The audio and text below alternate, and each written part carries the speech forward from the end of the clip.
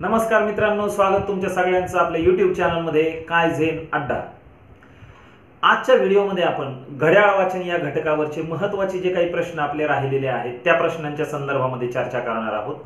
आजच्या व्हिडिओला सुरुवात करण्यापूर्वी तुम्हाला सर्वांना पुन्हा एकदा आठवण करून देतो, आपण जर हा चॅनल सबस्क्राइब केला नसेल तर चॅनल सबस्क्राइब करा, त्याच्या समोरचं बेल आयकॉन दाबा की जेणेकरून आमच्या येणाऱ्या प्रत्येक व्हिडिओचे नोटिफिकेशन्स तुम्हाला तुमच्या मोबाईलवर मिळत जातील। मित्रांनो, घड्याळ वाचनाच्या संदर्भामध्ये दुसरा जो आपला व्हिडिओ होता तो काही कारणाने आपल्याला शेवटी थांबवावा लागला। त्यातला महत्त्वाचा भाग जो आपला राहिलेला होता तो आज आपण या ठिकाणी डिस्कस करणार आहोत। आता बऱ्याच वेळा तुम्ही जसजसं वरच्या परीक्षांचा अभ्यास कराल तसतशी प्रश्नांची काठिण्य पातळी वाढलेली असते आणि मग घड्याळ वाचनावर नेमक्या अशा आशयाचे प्रश्न विचारलेले असतात की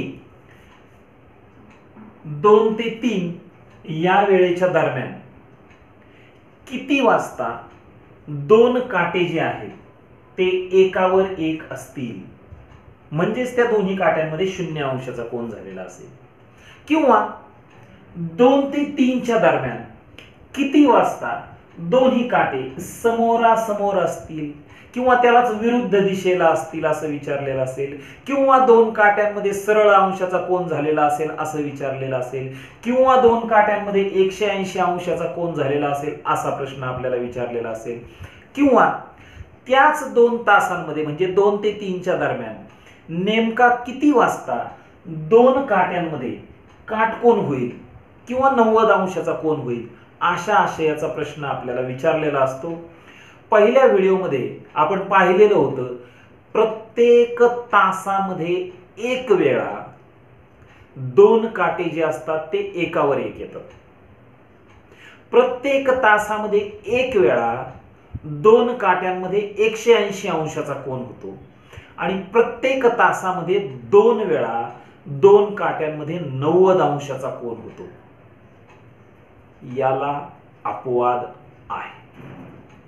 याला अपवाद काय आहे तर लक्षात घ्या, 12 ते 1 ची जी वेळ असते या वेळेत दोन काटे कधीच एकावर एक येत नाहीत आणि म्हणून 12 तासामध्ये ते 11च वेळा एकावर एक येतात। समोरासमोर तर लक्षात घ्या, 6 ते 7 ही जी वेळ असते या वेळेमध्ये दोन काटे कधीही समोरासमोर येत नाहीत, म्हणजे त्यांच्यामध्ये 180 अंशाचा कोन होत नाही आणि म्हणून 12 तासात ते 11 वेळेसच समोरासमोर येतात किंवा 11च वेळा त्यांच्यामध्ये 180 अंशाचा कोन होतो।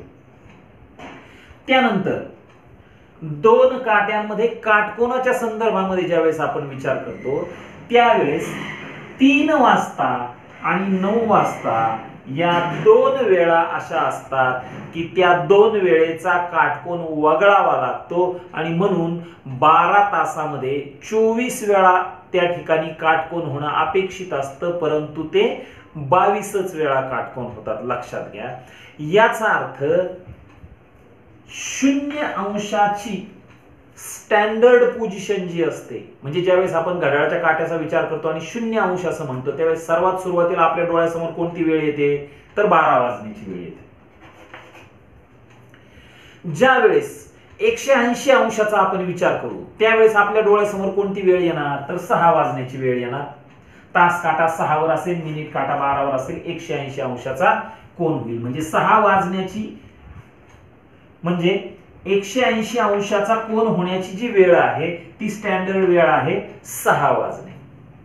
आणि 90 अंशाच्या कोनाच्या संदर्भामध्ये ज्यावेळेस आपण विचार करू त्यावेळेस आपल्या डोळ्यासमोर येणाऱ्या स्टँडर्ड वेळा कोणत्या आहेत लक्षात घ्या, 3 वाजण्याची वेळ आणि 6 वाजण्याची वेळ, बरोबर 3 वाजण्याची वेळ आणि 9 वाजण्याची वेळ, बरोबर 3 वाजता या ठिकाणी 90 अंशाचा कोन होईल, किंवा बरोबर 9 वाजता या ठिकाणी 90 अंशाचा कोन होईल, म्हणजे 90 अंशाचा कोन होण्याची स्टँडर्ड वेळा ज्या आहेत त्या 3 आणि 9 या आहेत। इथपर्यंत आपल्या कोणाच्या मनामध्ये काही शंका असण्याचं कारण नाही। आता या संदर्भात विचारलेले प्रश्न जे आहेत त्या प्रश्नांसाठी एकच साधी क्लुप्ती सांगतो, ज्या क्लुप्तीचा वापर करून याच्यावर काहीही प्रश्न विचारला तरी आपल्याला सोडवता येईल. लक्षात घ्या मित्रांनो. आणि तो प्रश्न असा आहे, वेळ कोणती घ्या, 2 ते 3 च्या दरम्यान.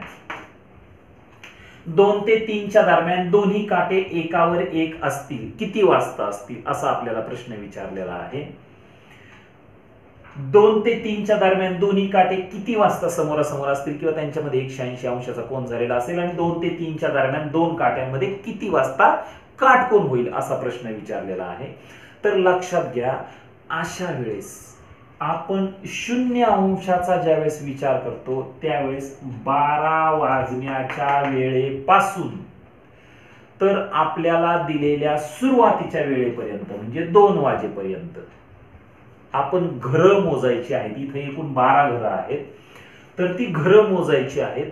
आणि या सुरुवातीच्या वेळेला 60/11 ने गुणायचं आहे. म्हणजेच 60/11 ने 2ला गुणा, तुम्हाला वेळ मिळेल. आपण या ठिकाणी फक्त मिनिटाचा विचार करत आहोत. लक्षात घ्या, 2 वाजल्यानंतर काहीतरी मिनिटांनी ती वेळ येणार आहे. मग 60/11 गुणिले 2 बरोबर 120/11, आणि म्हणजेच 11 10 110, खाली उरले 10 10/11, म्हणजेच 2 वाजून 10.10/11 वाजता ते दोनही काटे जे आहेत ते एकावर एक असतील. आता याच 2 ते 3 च्या दरम्यान आपल्याला असा प्रश्न विचारलेला आहे, काय दोन्ही काटे समोरासमोर कधी असतील किंवा 180 अंशाचा कोन ज्यावेळेस होईल. 180 अंशाचा कोन होण्याची वेळ जी आहे स्टँडर्ड ती आहे 6 वाजण्याची. आणि म्हणून 6 पासून ते घर मोजायचा प्रयत्न करायचा सुरुवातीच्या घरापर्यंत. आता 6 पासून 2 पर्यंत घर किती होतील, 6 ते 12 हे 6 घर आणि हे पुढचे 2 घर, असे 8 घर झाले. मग 60/11 ही जी वेळ आहे तिला 8 ने गुणा, तुम्हाला मिनिटं मिळतील. या ठिकाणी लक्षात घ्या, 6 8 48 480/11, 11 चोक 44, खाली उरले 4, 11 त्रिक 33, खाली उरले 7, म्हणजेच 2 वाजून, लक्षात घ्या 2 ते 3 च्या दरम्यान म्हणजे 2 वाजून काहीतरी मिनिटांनी ती वेळ होणार आहे. म्हणजे 2 तर गृहीत आहेत, त्याच्याबद्दल काही वाद नाही, फक्त आपल्याला मिनिटं काढणं अपेक्षित आहे. आणि म्हणून स्टँडर्ड वेळ जी आहे 6 पासून घर मोजा 2 पर्यंत 8 घर आले, म्हणून 60/11 ला 8 ने गुणलं, आपल्याला उत्तर मिळालं. लक्षात घ्या, ज्या वेळेस 0 अंशाचा विचार करायचा तेव्हा 12 पासून मोजायचं आहे. जेव्हा 180 अंशाचा विचार करायचा आहे तेव्हा 6 पासून मोजायचं आहे.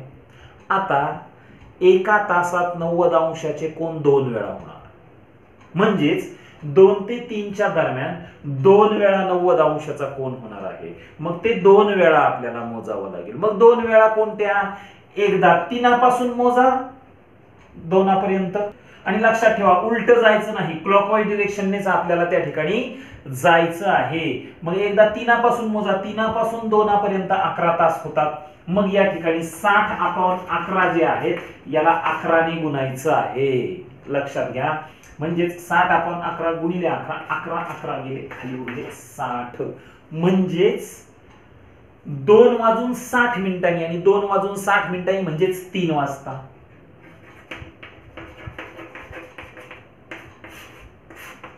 एक तर 3 वाजता 90 अंशाचा कोन होईल, किंवा 9 पासून 2 पर्यंत मोजा, हे 3 घर आणि हे 2 5 घर झाले. मग 60/11 ला 5 ने गुणा, 6 पंचे 30, 300/11, 11 दुने 22, खाली उरले 8, 11 7 77, खाली उरले 3, म्हणजेच 2 वाजून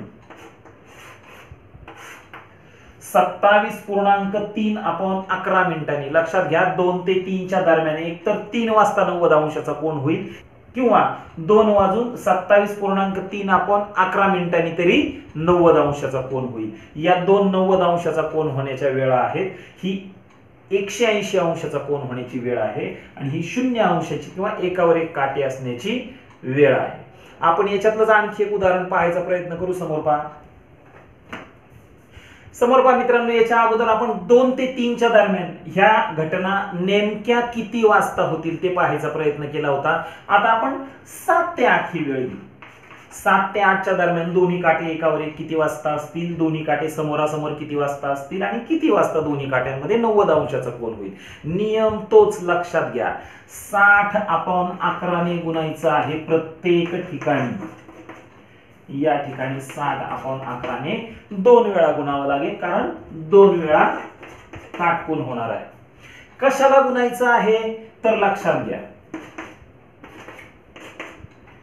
या ठिकाणी 0 अंशाचा विचार करायचा आहे, त्याच्यामुळे 12 पासून मोजायला सुरुवात करायची. या पहिल्या अंकापर्यंत 12 ते 7 7 तास होतात ना, मग या ठिकाणी 7 ने गुणा. 6 7 42 420/11 म्हणजेच 11 त्रिक 33, खाली उरले 9, 11 8 88, खाली उरले 2, म्हणजेच 7 वाजून 38.2/11 वाजता दोनही काटे जे आहेत ते एकावर एक असतील. समोरासमोर कधी असतील? 60/11 नेच गुणायचं आहे. पण या ठिकाणी 180 अंशाच्या कोनाची स्टँडर्ड वेळ जी आहे ती आहे 6 वाजता, म्हणून 6 पासून या 7 पर्यंत मोजायचा प्रयत्न करायचा आहे. 6 पासून 7 पर्यंत फक्त एक घर आहे, लक्षात घ्या. म्हणून याला एकाने गुणावं लागेल. एकाने गुणलं किंवा नाही गुणल्याने काही फरक नाही पडणार. 60/11 आणि 60/11 म्हणजेच 11 5 55, खाली उरले 5/11. 7 वाजून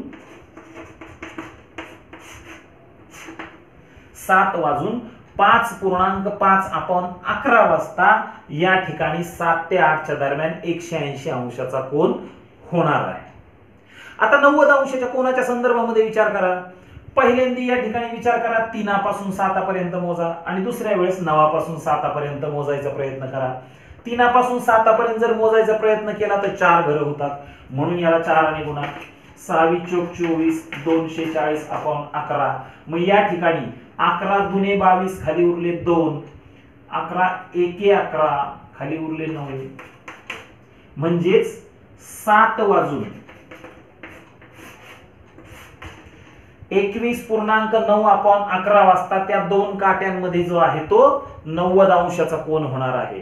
आणखी एकदा दोन काट्यांमध्ये 90 अंशाचा कोन होणार आहे. 9 पासून 7 पर्यंत मोजायचा प्रयत्न करा. लक्षात घ्या, उलट माग यायचं नाही, आपल्याला घड्याळाच्या काट्याच्या दिशेनेच प्रवास करायचा आहे. 9 पासून 7 पर्यंत जर यायचा प्रयत्न केला तर आपण या ठिकाणी 10 तास होतील. लक्षात घ्या, 9 ते 9 12 तास होतात, 9 ते 7 10 तास होतील. मग याला 10 ने गुणा तरी आपल्याला उत्तर मिळणार आहे 600/11 बरोबर 11 5 55, खाली उरले 5, 11 चोक 44, खाली उरले 6/11, म्हणजेच 7 वाजून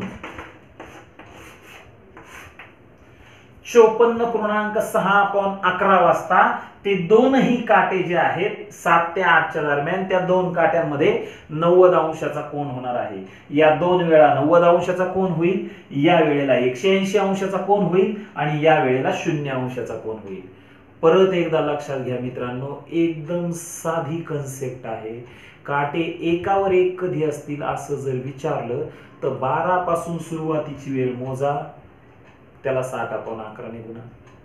जर 180 अंशाचा कोन किती वाजता होईल असं विचारलं तर 6 पासून सुरुवातीची वेळ मोजा, त्याला 60/11 ने गुणा.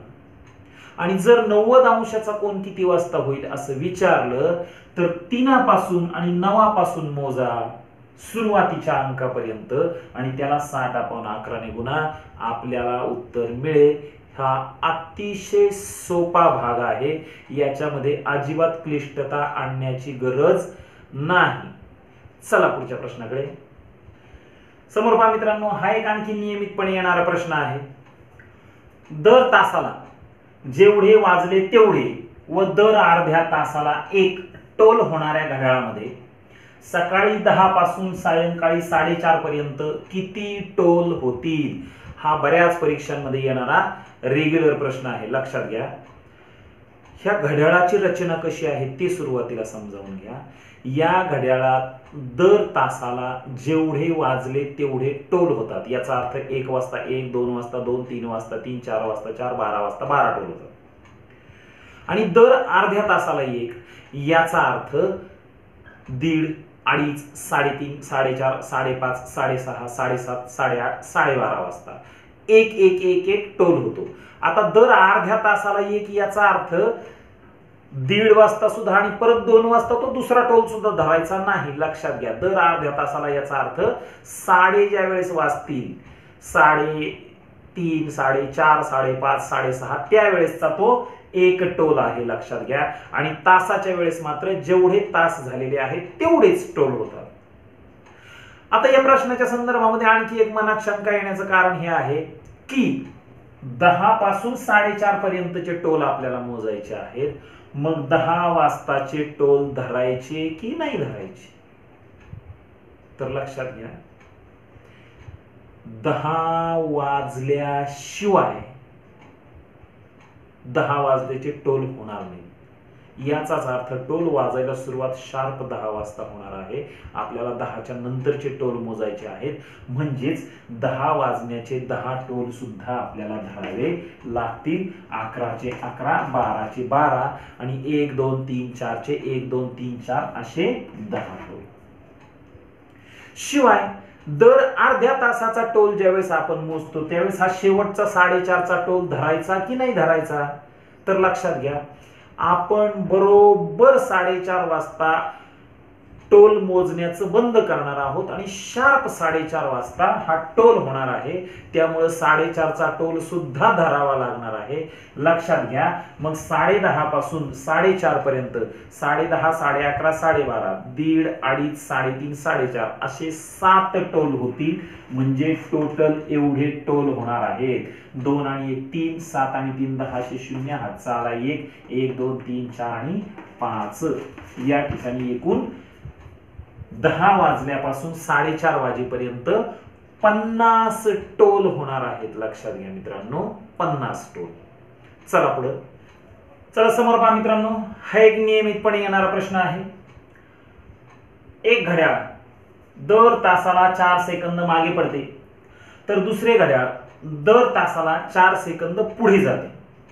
जर सकाळी 9 वाजता दोन्हीही घड्याळे बरोबर लावली तर दुसऱ्या दिवशी सकाळी 10 वाजता त्यांच्यामध्ये किती वेळेचा फरक पडेल?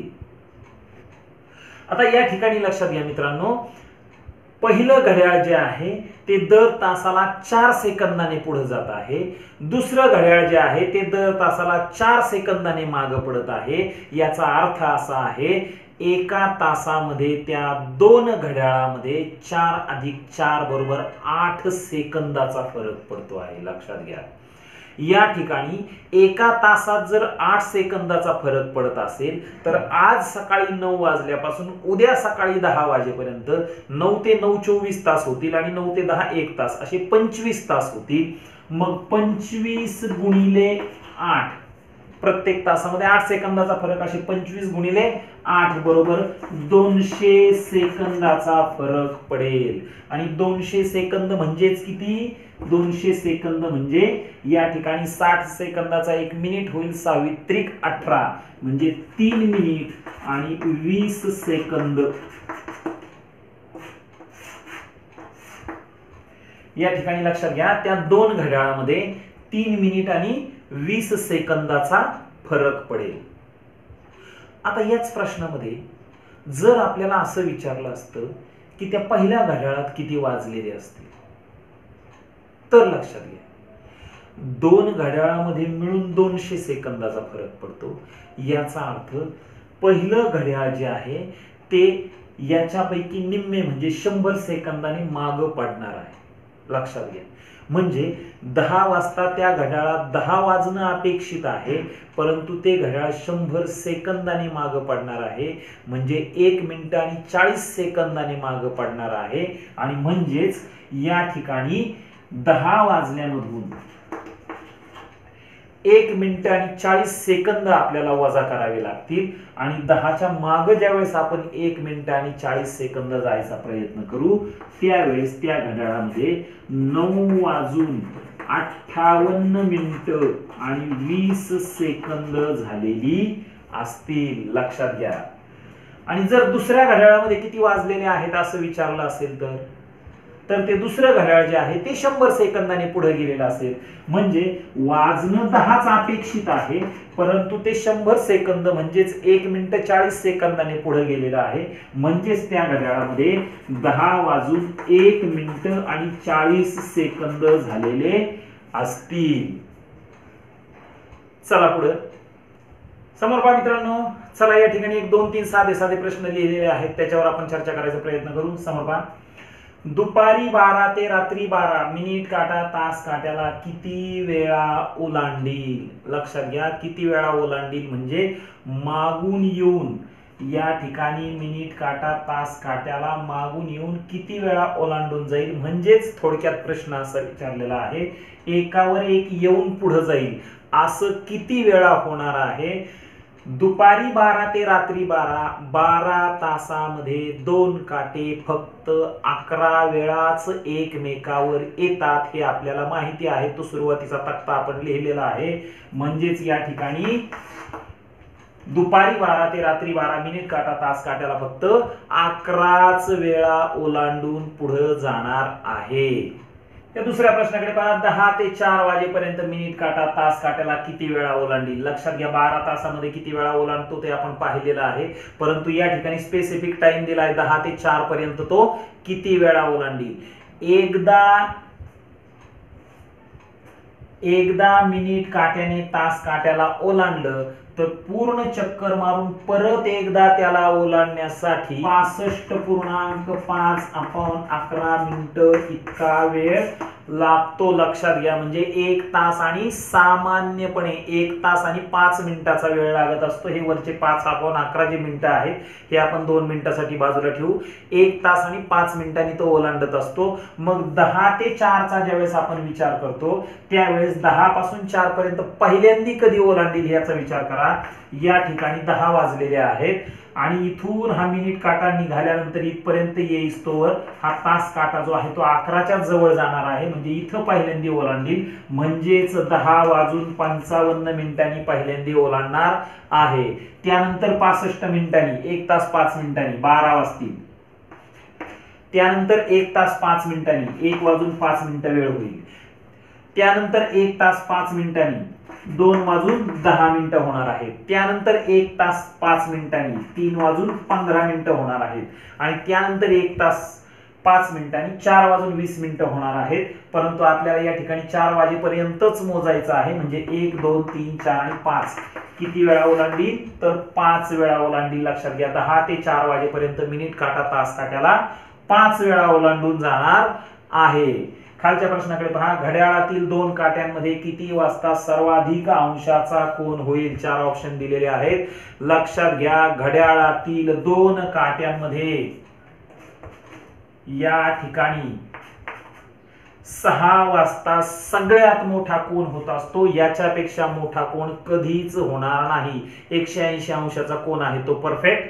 या ठिकाणी पर्याय पहा. 4 वाजता 5 वाजता 9 वाजता 6 वाजता हा पर्याय बरोबर आहे. तर पहा मित्रांनो, आजच्या व्हिडिओमध्ये आपण घड्याळ वाचन या घटकावरच्या काही महत्त्वाच्या प्रश्नांवर चर्चा केलेली आहे.